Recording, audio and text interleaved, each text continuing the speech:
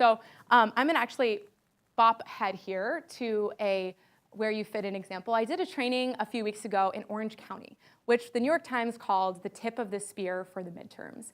And one of the things they asked me to do, again, in this training in Orange County was like, how do we win the 2018 elections now? And I was like, issue advocacy. And they were like, no, how do we win? And I was like, okay, let's actually take a moment. The real way that we get aside from the siloed bubble talk, where we all stay in places that are comfortable to us, and like I do it too, I live in San Francisco, my goodness, is we know who lives in our district, and then we work to try to find the people who are actually in the middle and engage in real conversations with them.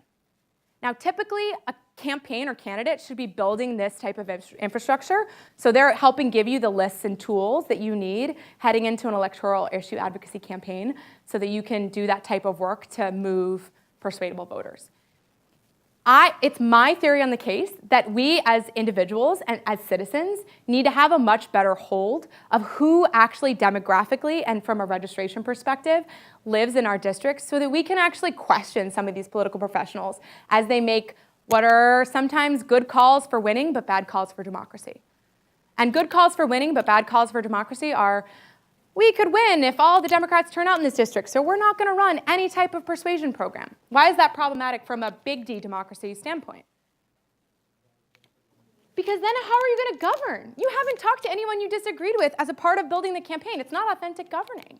And we're doing this too often in these siloed mobilizing campaigns. So what were some of the ways that you thought how to find this information? No one in the room of smart people. Yeah, right over here in the corner. With the on-message crimson, yeah?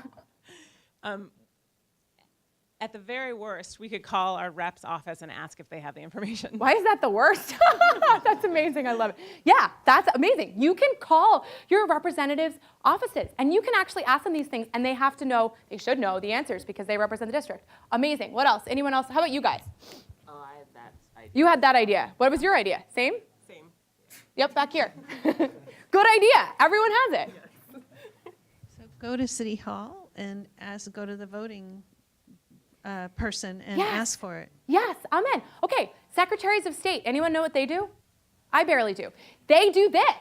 They do exactly this. You could call your secretary of state. You could say, hey, I just Googled this, and apparently Duxbury is in this congressional district, and I just really want to know the breakdown of my congressional district. To your point earlier, like it is on us to figure out who stands with us, who doesn't. You can actually, all of this data is public data. In most states, your voter registration data, whether you register as a Democrat or a Republican or an independent, and even if you turned out in the last election, is publicly released data. And there was a really interesting study that a group called the Analyst Institute did that I advise you never to repeat, but I love this so much, where they sent this test letter. They wanted to test to see if they could increase turnout of people in midterm elections.